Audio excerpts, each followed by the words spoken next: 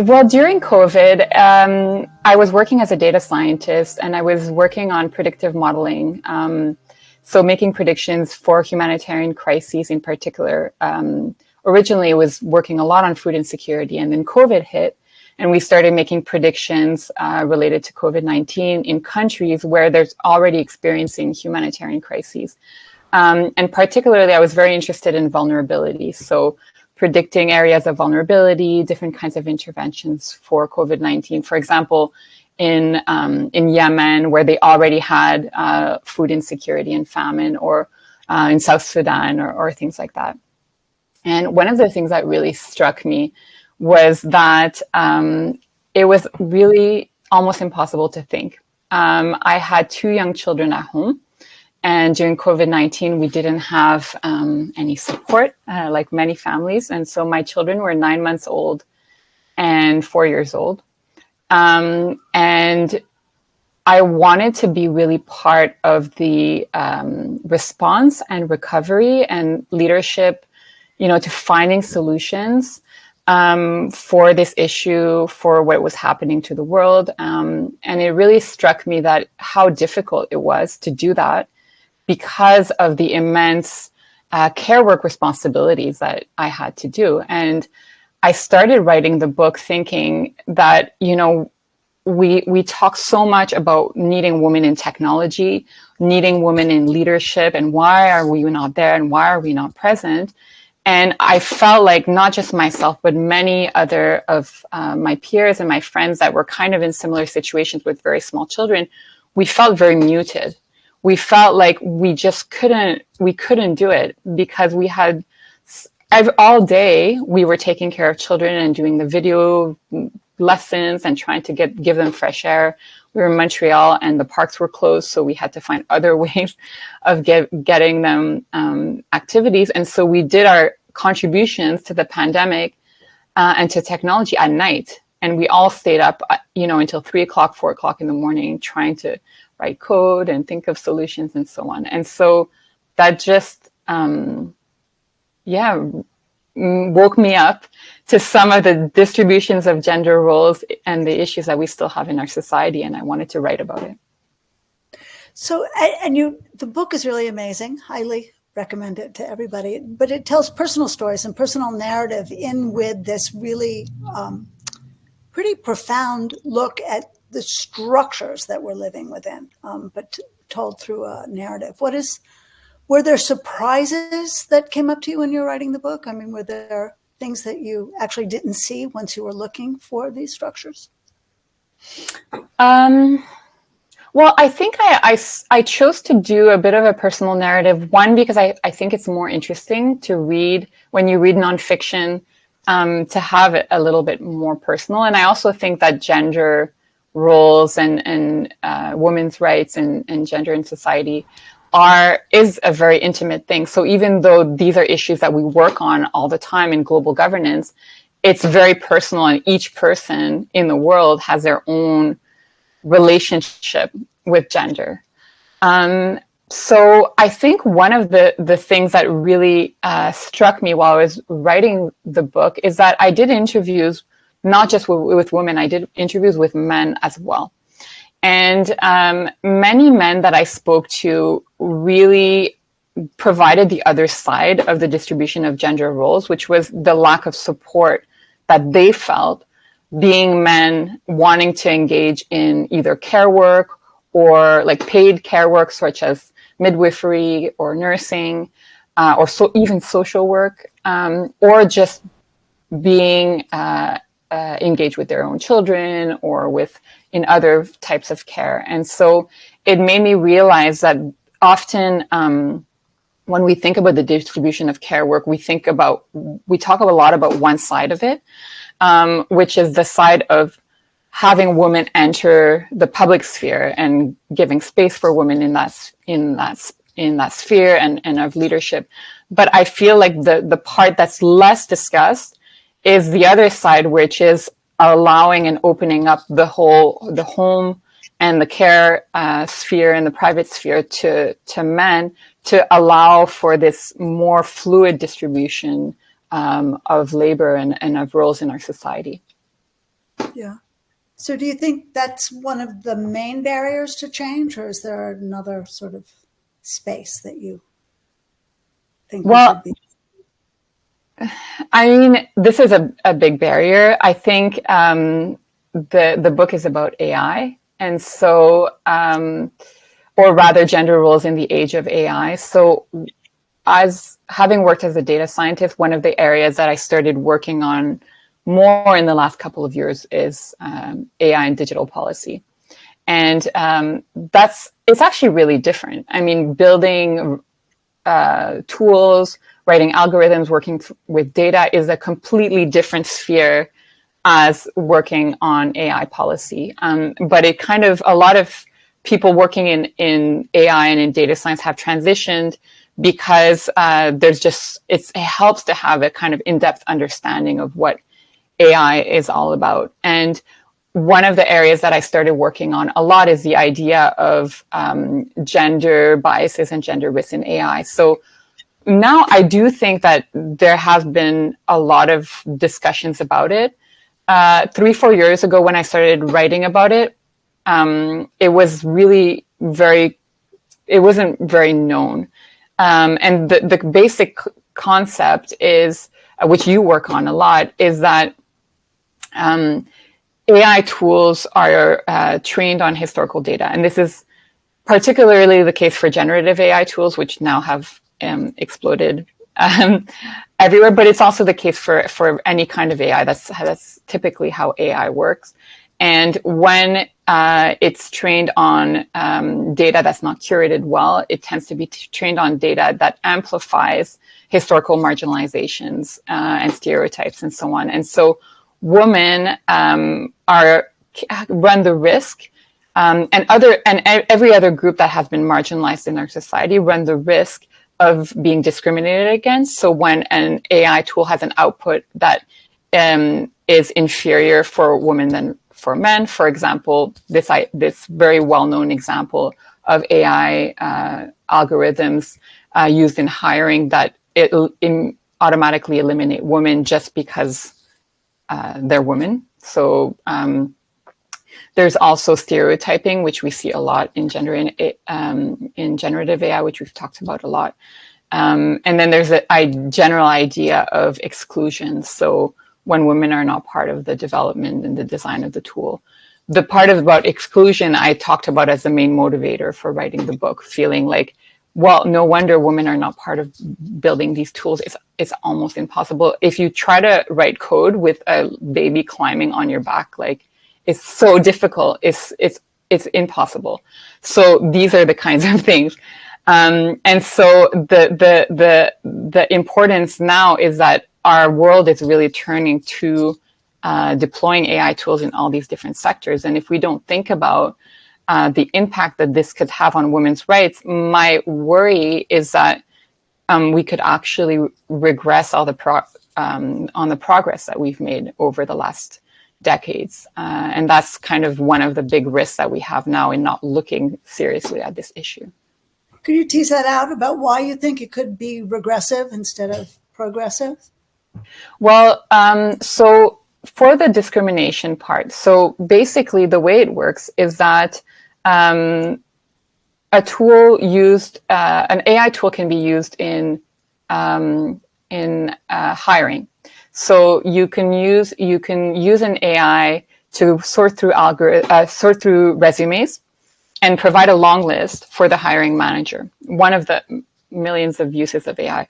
You can do similar things for determining if you should give loans to people, or those kinds of decision making and ranking, even visa applications for people when they want to apply for a visa to visit a study in a country, and so on.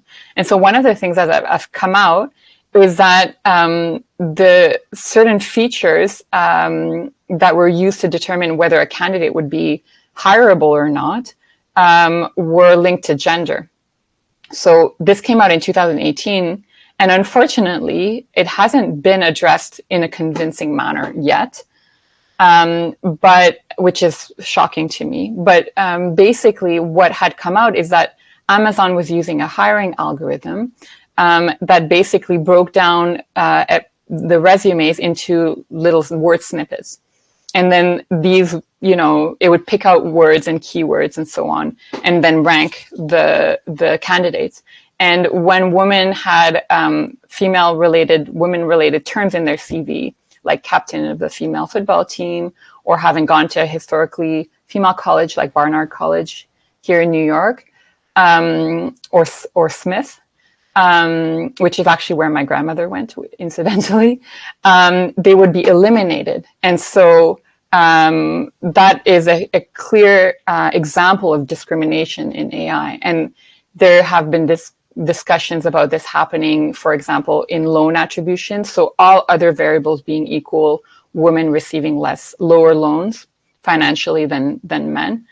And the huge concern is the socioeconomic impact of not having access to the same jobs and not having access to capital is immense. And so that is a huge concern for me, to think my whole life is about applying for jobs and trying to get a loan for a house. That's all that's a big focus of my life. And if I'm being discriminated against by these algorithms, I don't have any insight into what they're really doing.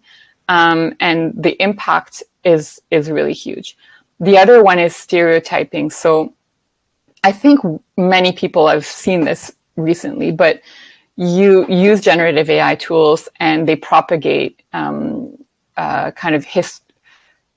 stereotypes of inferiority of women related to men, stereotypes of women not accessing the leadership positions and so on, or even sexualization. So as you know, stereotyping is one of the issues that's highlighted in the Convention on All Forms of Discrimination Against Women. So stereotyping is actually a violation of women's rights. But when we're using generative AI to create content online, more and more written content, images and videos and so on, and that content feeds into our own perceptions of the world around us. And if we are always being reflected back stereotypical content about women's place, how women should be, sexualizing women and so on, it really has an impact on how we see women, how women see themselves, how we treat women in our society.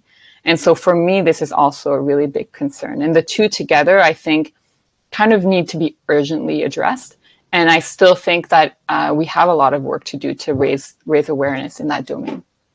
So we're two ways, because you're really right in the thick of it, aren't you? You're not only anticipatory action, but you're also an advisor to the UN Tech Envoy. So there's two things that you brought up. One is like, how are these actual algorithms addressed, like the hiring algorithm out of practice for Amazon, but is a really incredible example, but also the stereotyping, which I have some questions about, because not everybody's aware of what gender stereotyping is anyway. So It's also an unseen system. So let's leave that to the side. But for the kind of hiring algorithms, the loan, the visas, which I'd never actually heard about visas, which makes total sense. How do you think it could be addressed in a convincing manner? Well, I think that there absolutely needs to be a certification of these kinds of tools before they're deployed to the public. And I think it's normal. We have all kinds of other technologies and, scientific products that are certified before they're deployed, because they have risks. And I think that part is really important. And in the certification, you need to do a gender impact assessment.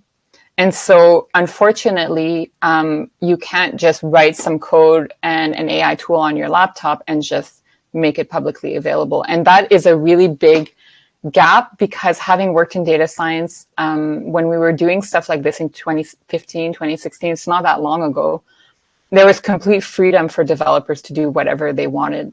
But now I think you have to, any organization that's deploying AI has to really think about the impact of what they might have. Because this example that is so well known from Amazon, it really didn't happen because Amazon was actively deciding it didn't want to hire women. It happened by accident, you know? So this is an error, actually, of the algorithm. And so there needs to be a kind of mandatory gender impact assessment to really, for certain categories of tools that are going to really touch and impact women.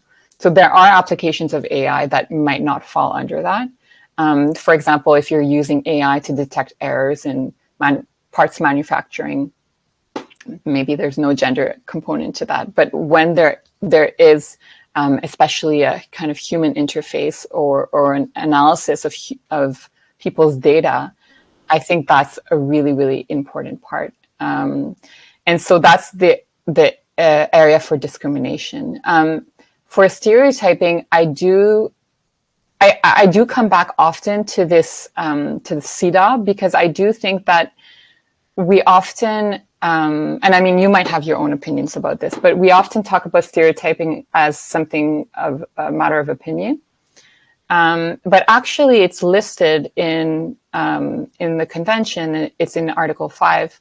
And it kind of clearly states that every country that's signing on to this convention is going to work towards reducing stereotyping. And it's in two fronts. One of them is the idea of inferiority. So women are less capable than men. I think that would be the main one, for leadership, for technology, those kinds of things. And then the other one is sexualization, which, as we know, the sexualization of women in our information ecosystem online leads to offline violence as well. So it leads to online violence, which many women are subjected to, and it can lead to offline violence as well. So there's like real repercussions for these stereotypes. Yeah.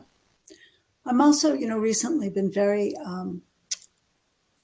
impressed by the fact that what we're doing in terms of helping to protect women from online technology-facilitated gender-based violence is basically mirroring what we do in the real world, the analog world, which is remove women from the situation as opposed to dealing with the perpetrator of the violence or of the harassment. And I'm more and more concerned that we're taking all these old systems, right? That we know what do we do? Even with that Meta, when Meta came and there was a woman being sort of like groped in the metaverse, what they did is they gave her that sumo suit, right? To be just completely like rolling around in a suit so she couldn't be touched, as opposed to doing anything about as if the men just, that's what they do, which obviously is a question of training, socialization, and also the way that we accept. So I'm very concerned, as you are, about all these things sort of being baked into or wired into, not to be gendered, into these new systems, including this notion, because we were just dealing with this now with a colleague who's doing something with emojis that had, because they're from DALL-E, they have lots of gender stereotypes. And how do we help people understand that such things as gender stereotypes even exist, right? Because we're also expecting people just to choose. So this developer was saying, well, people can then just start to tell it. We're going to teach them how to prompt it, not to be stereotyped. Mm-hmm. Well, also putting the burden on the people. So do you have any thoughts about how we can sort of get more to the sort of the development and conception piece of this so that it has a different outcome? Well, I think you raised a lot of different points. So the first one I want to talk about is the education component, and going back to the redistribution of care work, because I actually think this is really, really key, because you can't have a society where you accept that men are going to act this way no matter what, and which is discriminatory towards them. It's really a negative perception. And I did, you asked me if there's anything I was surprised about. I think I was surprised that I spoke to a lot of people, including women. I think I was most surprised that I spoke to women who said that, they're the most competent parent, they're better at parenting, that they're spouse would never be a good mom, which is problematic because it means that women have to continue to do all of these issues, and that men can't be nurturing and can't, be a very caring midwife. We had an example in Quebec, where I'm from, where a man became a midwife, and it's extremely rare. So it's considered more of a care activity than being a gynecologist, for example. And so he faced a lot of barriers, and he particularly faced barriers from women, saying, I don't understand why, is there something wrong that you want to be kind of in a care activity and so on. And so I think that that's really important, because I think if we, so the stereotyping kind of goes both ways. And if we start saying we're going to address these challenges by just segregating our population and having safe spaces for women because everything else is unsafe, that really doesn't help anyone. And that continues to have these very binary approach where women are on one side and men are on the other side. And I saw a poster of this recently. So there's a lot of issues with sexual harassment in rideshare all around the world, like Uber and Lyft and so on. And so Lyft decided to do a women-only wing of their rideshare. And so they have women drivers and then they're only women clients and so on. And I understand why you would do that, but I also think that fundamentally that's not the solution. The solution is not to say we're going to have a bad situation no matter what, let's just separate the genders. And so a better approach, I think, is the education approach and is the empowerment of both. So this issue of gender is not just a woman's issue. It's everyone's issue. And there have been a lot of really interesting experiments. So, for example, in Iceland, there's so many different experiments where they've done education interventions at different levels of the education system, starting from kindergarten, where they try to see how can we do gender compensation training and how can we educate also both boys and girls as to, not only the right way to treat women and girls, but also the right way to treat men and boys, not taunting them or teasing them or making certain fields or areas inaccessible to them. So I think that that's a really important component. So in terms of the stereotyping of the AI tools in particular, I think it would be really, really important to start having these conversations in a lot more depth with the companies developing these AI tools. And really, I know that they're kind of struggling with it, and I feel like there's a lack of understanding. So sometimes there's too much compensation for stereotyping, and then sometimes there's no compensation, which is the majority of the time. And an issue with that, I think, is these are technical issues in the design of the tool and the way that the data is used and so on. But it's a really huge concern. And so I don't have all the answers for that. But I think that it would be critical to really sit down and kind of work out exactly how to approach it. But is it a purely technical? It's not a purely technical issue because it's socio-technical. I mean, isn't part of the problem that there weren't enough social scientists around the conception table, which has sort of led to this problem, or not? Do you? No. I agree. Yes, I definitely agree with you that hiring social scientists that really understand this issue well is critical. We are starting to see it. I would say that there's been so much noise around this issue in the last couple of years, and we're continuing to make noise. This is why we're talking right now. I think it's really important work. And so companies are starting to hire social scientists, but it's a little bit spotty. You do hear risk teams or ethics teams getting fired, and then, so there's a kind of a bit of a tense relationship. And I think one of the challenges is this idea that we keep perpetuating that it's either risks or opportunities of AI. Like it's either one. And the ethics team is against AI somehow. And then the development and opportunities is, wants free reign and wants to do whatever they want. And that doesn't make any sense from a technological, like a development perspective. You need your tools to be safe, And so I think what you can't harness the opportunities of AI if they're constantly harming a huge portion of your population. That if we had, we build planes and we don't do due diligence and they keep dropping out of the sky all the time, or we have drugs, pharmaceutical drugs, and they're killing randomly or getting really strange side effects, you can't use them. So I don't think that we can really harness all the benefits of AI if we don't make this a priority to make sure that it's safe. So maybe the question is, how do we make sure that this idea of safe AI includes this idea of gender roles in our society and of gender equality and of women's rights? Yeah, I mean, as you know, we're taking this human rights-based approach because it has this it has this intersectional point of view about gender, race, class, caste, because this really is about all groups that have been left out of the decision making, which are basically, I hesitate to even call them marginalized groups, because that basically is 80% of the global population or more. They've been left out of this. We call them marginalized. It's just like everybody but this one subsection of people. But it also seems to me that if we take an AI product and say it's like, at some point we'll be looking at it like a plane that might drop out of the sky, you would have to then start building, re-engineering your plane from scratch.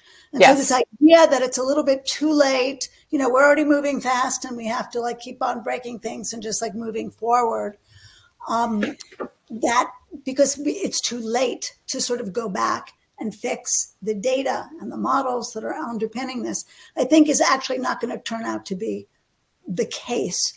But we have about 5 years or so while we still figure this out. And either, I still think that people are going to think, corporations may think the cost of starting from scratch might be too much unless there's like some really, kind of tragic accident.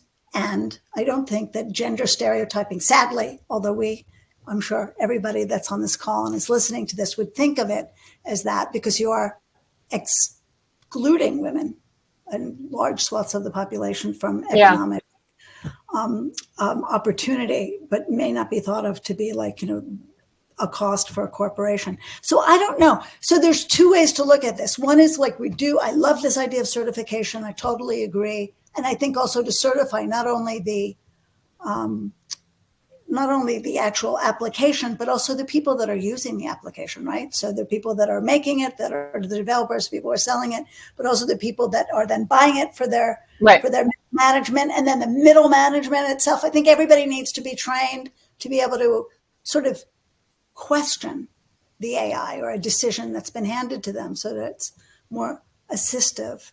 But are there other kinds of conceptual tools like that you're thinking about or you've heard about that you think have something interesting to explore? Yeah, so I think the certification is definitely one. I think that, having companies monitor their deployments consistently. So it's not just a pre-deployment certification, but it's a kind of like re-monitoring. There's the concept also, which, a lot of this is kind of drawing also from the European Union approach. And we're going to see how that's going to work. So they've just in the process of adopting the AI Act. But the idea also of an independent auditor for governments so that they can assess the different tools that are being deployed and really think through the country's commitments. So the country has made a commitment to women's rights. And so you would have to go through an auditor to make sure that these are kind of compliant. I think all of and this is my personal opinion, as a researcher, not necessarily, any bigger opinion, but I really think that the regulatory approach is important, because I think that companies lack the incentives. That's what typically happens, is that they really lack the incentives to self-regulate. So in the AI space, we've talked a lot about self-regulation, and there are certain incentives. So for example, if people stop buying the tool, or accepting the tool because it harms them, then that's an incentive for the company to change it. But it's not enough, and I think that typically you need regulatory oversight. You can't just let the companies do whatever they want. And right now it's kind of like a gold rush. Like the amount of money that you can make, and you can make for all of your investors developing these AI tools, they're going really, really quickly. And so the only way that you would be able to rethink the design, the training data sets that are used, rethink the outputs that are used for these tools that are interacting with the population, is if you have a regulatory approaches. I don't think companies will do it. I think there's other elements too. For example, the idea of disclosure is really, really important. So one of the challenges that we've had so far is that we're exposed to AI tools to a huge extent. Most of the content we interact with online is AI regulated, whether it's with recommendation systems, or it's generated with AI, or we're separated into groups according to AI. And I don't know if people really realize how their data is being used, how, what is AI generated, what is not AI generated, how to opt out of AI generated systems if they want to, and why they would do that. So I saw recently an example of a tool that did use a hiring algorithm. So it said, you upload your CV onto an online platform, and then it explains to you, we would like to use an algorithm in order to provide a hireability ranking, like a point, like from 0 to 1, like 0.9 or something, to your CV. If you don't want this to happen, you can opt out, and it will not impact. We will make sure that a human being reviews your CV, but we want to do this to accelerate our process. And then people could either opt in or opt out. So I thought that was a really innovative approach to allowing people to have some kind of agency. Because I think, you talk about AI for most people, and we're just feeling like it's coming and coming and coming, and we have no agency, and we have no choice, and we just have to kind of accept whatever's coming to us. So that's, I think, a really critical component as well, is the choice component. Yeah.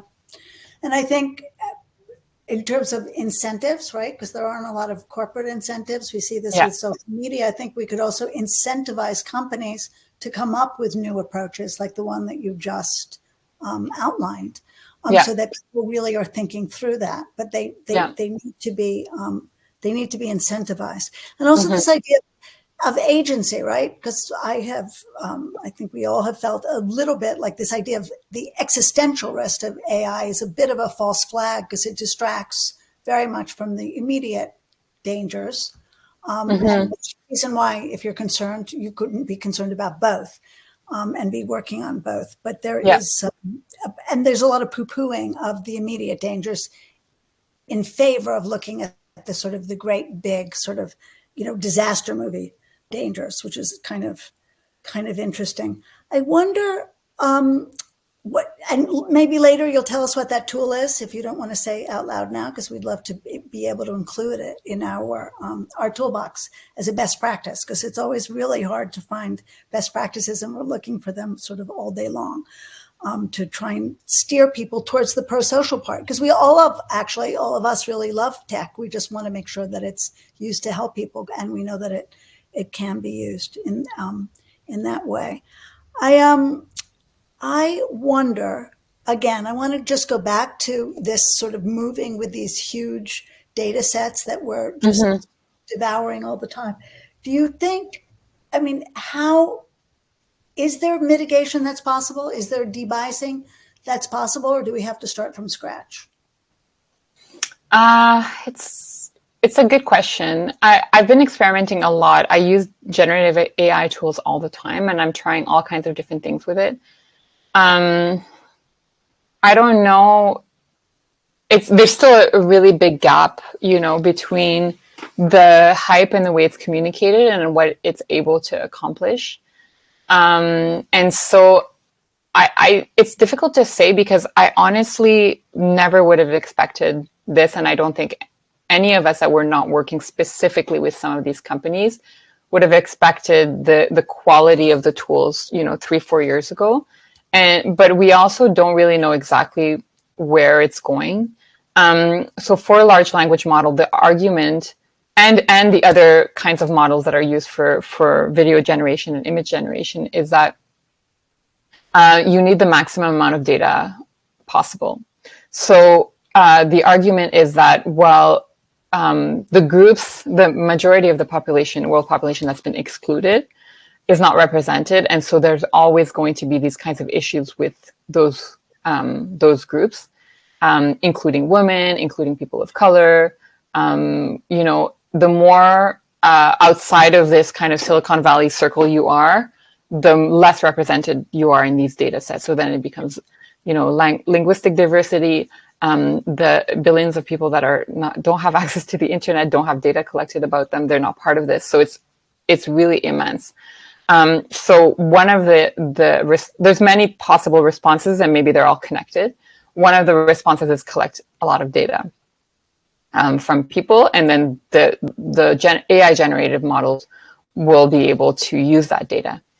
I think that's fine. One of the challenges is that then we say, do we want to live in a society where we're just constantly, feeding data to these AI algorithms, and there becomes more issues depending on which country you live in. There becomes a lot of issues with privacy, with surveillance, even with safety. Especially, for example, if you're a woman human rights defender and you live in Southeast Asia, and now your data is being used to feed into these AI algorithms, and there's issues with cybersecurity, your data could leak and so on, and your personal safety could be threatened. So I think that there's some challenges with that. And sometimes I do want to take a step back and say, these tools are developing really quickly. Is this the direction that we want to really go? Do we want to live in a kind of information ecosystem or interact with the internet now that's going to be largely AI generated? And I wonder sometimes if there might start having pushback where we might start finding other kind of non-AI ways of interacting or generating, and going back to maybe some analog methodologies, or removing recommendation systems from Netflix, for example, so that you can just kind of pick and choose and browse like you used to be able to. So I think that there's a lot of different approaches, and it's complex, but I really think that we should dive into it and work on it more together, and start addressing some of these challenges. And so I don't think that it's too late at all, is basically what I'm trying to say. Yeah. Yeah.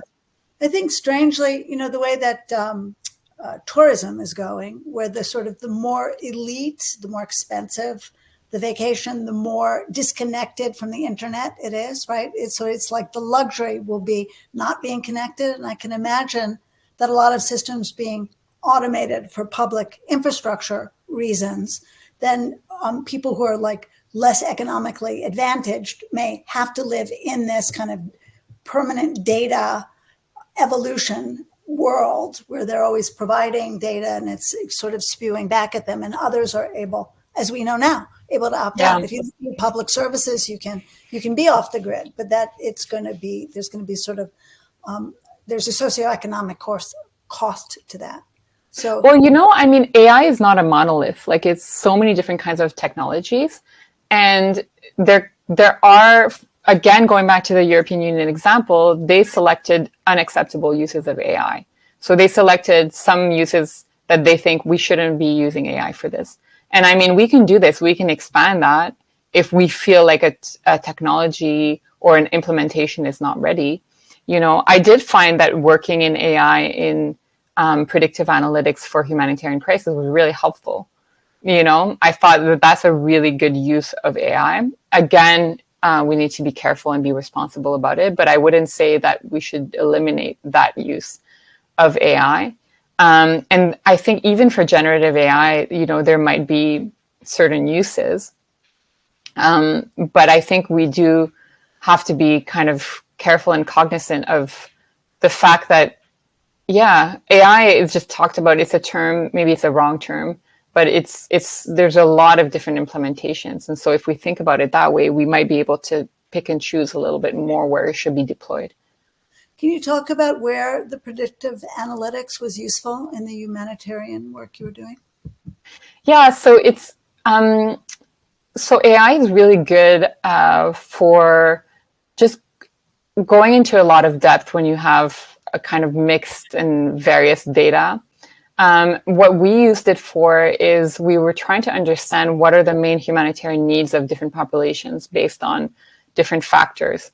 So you have, for example, a conflict setting, and usually conflicts and natural disasters are kind of compounded. So it'll be a conflict, it'll be drought, it'll be all kinds of things like that, all combined together. And then the international community has really limited resources. And every single time that they raise money for a conflict, it's very rare that it's overfunded. So if you remember when there was the tsunami, like decades ago, that was an example of an overfunded crisis. Usually there's underfunded.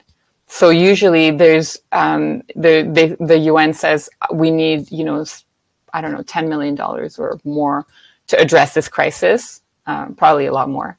And then they don't get that, you know, so they need to really think through how to be the most, how to distribute humanitarian aid in the most effective way, how to optimize resources. We really don't want to send things like everything in the same place and forget different areas and everything like that and have coverage.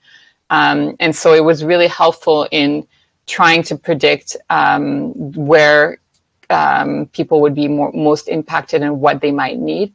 Would it be more food aid? Would it be more, basic healthcare and so on? And so we tried to do that. And it was part of the Anticipatory Action initiative at the UN, where they would try to do this kind of ahead of time and prepare funding ahead of time before the crisis had actually fully hit. And so they were ready. And in that way, they could deploy quickly or even do some prevention and mitigation ahead of time. So that's an example. Yeah. Yeah.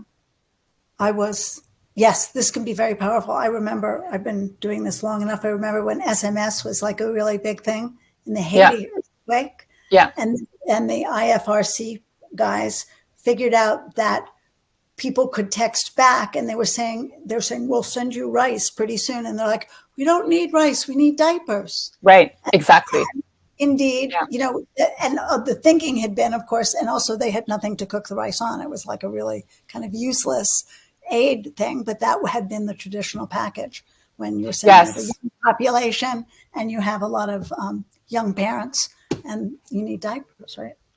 So I teach, so the class I teach regularly that I love is new technologies for international development and humanitarian aid.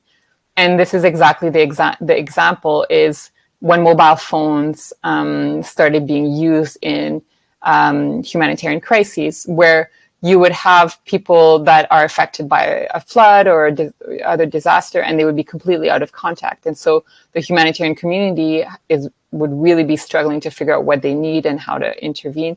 Or sometimes something might have happened and then people would not know for like a week or something like that. And so with mobile phones, you have an easy pathway to communication. And so in a lot of ways, the mobile phones for humanitarian aid and for development has been quite successful, and it's considered a more mature technology. And so I also think about it with that framework is that AI is not extremely mature. It's really the way that it's used now and the way that it's been mainstream now is very, very recent. And people still don't know fully how to use these technologies, and it's evolving very quickly. And I think that finding the right uses and testing them properly and taking our times in understanding the impacts of these uses would be really impactful and would have a really positive result. And I think, yeah, similarly for women's rights and so on, like there's definitely potential for even having AI supporting gender roles and gender issues. But it needs to be kind of built out intentionally. So do you have, I was going to ask you about crime, but instead I'm going to ask you, do you have ideas about how the AI could be used in that way for sort of positive transformation? Yeah, so it has already. And I think one of the things about this idea of participation is that when you do put AI in the hands of women or of other groups, you get more appropriate tools that are built to help them. And so the example, so I brought up ride sharing. We did some research for UN Women and ITU in the region with my research team in Southeast Asia. And there's a ride sharing application that's really well known in Indonesia called Gojek. And it was really criticized. So it's like Uber, but it was really criticized because a lot of women were getting harassed or kidnapped and so on using that tool. And so they actually really took that, and I think they were mandated to really take that seriously and start adding AI functionality to it that would be kind of women's security enhancing. And so they had better biometric identification for drivers. They had ride sharing functionality so that I could take the ride and then share it to my friends and family so they kind of know where I am. They had a variety of features that were AI powered that really helped and supported women's safety, and that actually did reduce the amount of incidents that people were having using that tool. There's also a police officer in Thailand who developed an AI tool that was a chatbot, but that specifically was used to educate women discreetly on their rights when they are victims of domestic violence. So it's a hidden app on your phone. Kind of like there are other women's hidden apps on your phone. Like women might have very discreet fertility apps or other period tracking apps and so on their phones. So similarly, there was an app for providing information, and the woman could receive information.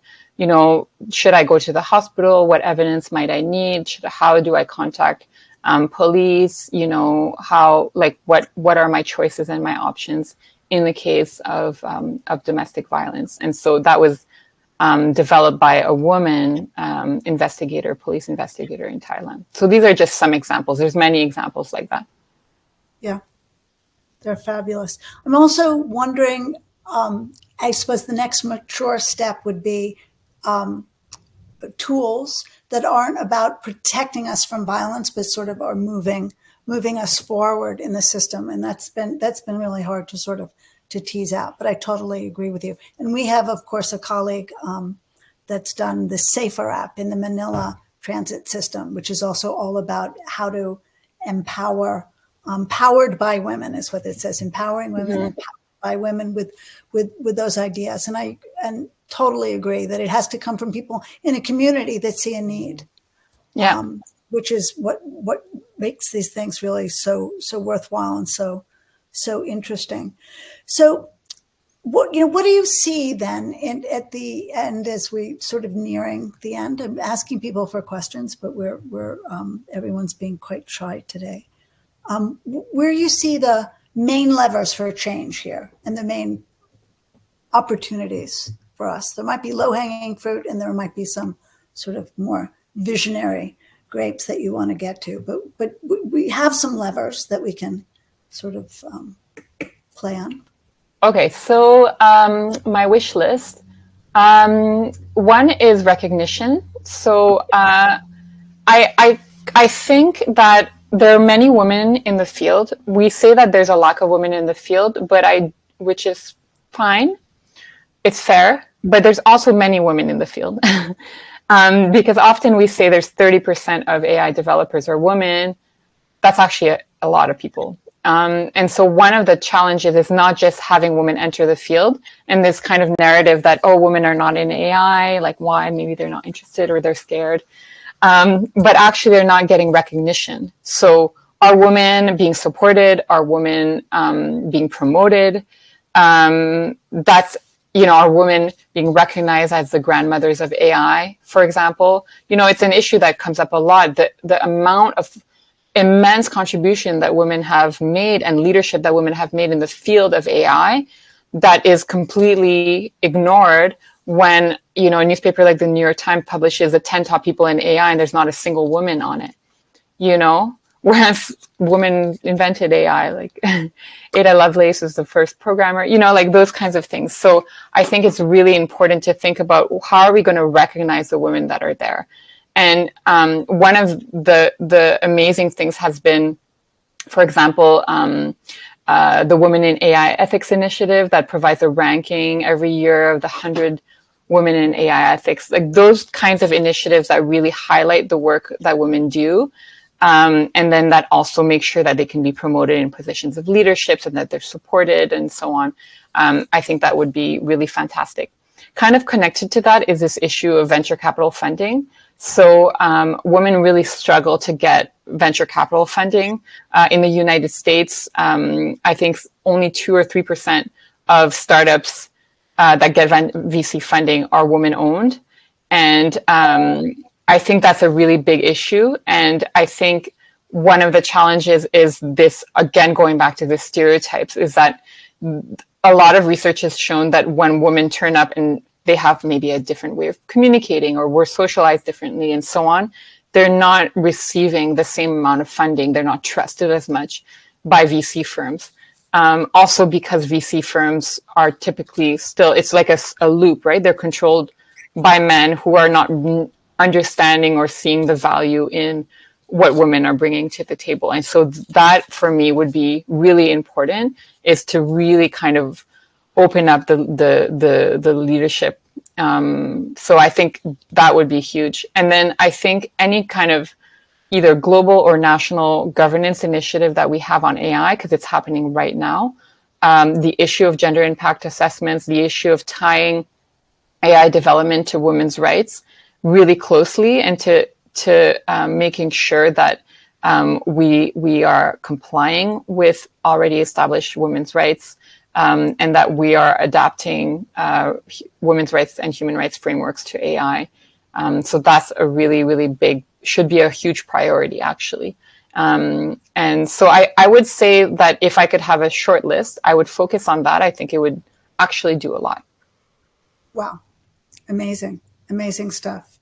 So we've gone the gamut. We've gone to the actual sort of in the weeds stuff, talking about certification, which I think is super important. Talked about AI auditing, just sort of like the entire life cycle, which is certification would actually be part of that ultimately. All of that regulated in a way. I also think in the auditing, disclosure would be part of it. So that really would take it all together. And then this idea of recognition, which I do agree with you. I tend to sort of forget about that, but I do think that the narrative needs to be changed for sure and completely. And this idea of this VC funding, which is critical, and it's always shocking to hear that, female solo funders are only receive 2% in a good year of the funding. And of course, for women of color, female founders, it's significantly less. So it's really a really tragic situation, which I think we're leaving lots of innovation off the table. And again, that could also be helped by gender responsive public procurement. We could actually create, that's a huge lever for change, potentially to throw public funds to genius, brilliant, and only brilliant women, but only, brilliant women funders founders to be able to sort of have their creations like go into the public sphere. And then, you know, what I really like, and I think is super important, is tying in AI governance to women's rights, and not women's rights as a nice to have, but as you've said really quite eloquently, and I don't hear a lot of people saying this, is that this is, we've all agreed already. This is absolutely in the treaties. It is part of CEDAW, which is really old and established. And this is an opportunity for us to take this new technology to make an old dream a reality, instead of looking at it as being something that's sort of newfangled or, you know, or. Exactly. It's not something that we need to rediscuss, this whole issue of stereotypes. You know, like we don't need to bring it up again and think, oh, should we remove stereotypes or not remove stereotypes? It's something that, you know, was signed and agreed upon in the 70s. So it's an established norm, global norm. Yeah. Exactly. And also, as we know, there's also going to be a general recommendation that was coming out in October from CEDAW on women's decision-making in international and national fora. And a lot of this will have to do with how stereotypes are made. And also there'll be a whole section on AI. Probably, I don't know if that's before or after the global AI governance will be settled. So I got to thank you so much, Eleonore, for your incredible time for this, your incredible book, which, again, we're urging everybody to read and to take a look at, because I think that there's going to be a lot of things, just a lot of things that you're going to resonate with almost everybody on this call, just about things that they've experienced in their life, but also the way that you tie them back to big structural, just sort of the gender infrastructure that we're living with that we need to change a little bit. So really thankful and grateful and thankful that you are there at the UN and that you're working with the UN Tech's Envoy's office, just trying to sort of help articulate all these things that are good and right, and ways that we can live going forward in the future. So thank you. You have lots of thanks in the chat. With people just saying they're just interested in listening to you talk. And I hope you'll come back again. Of course, anytime.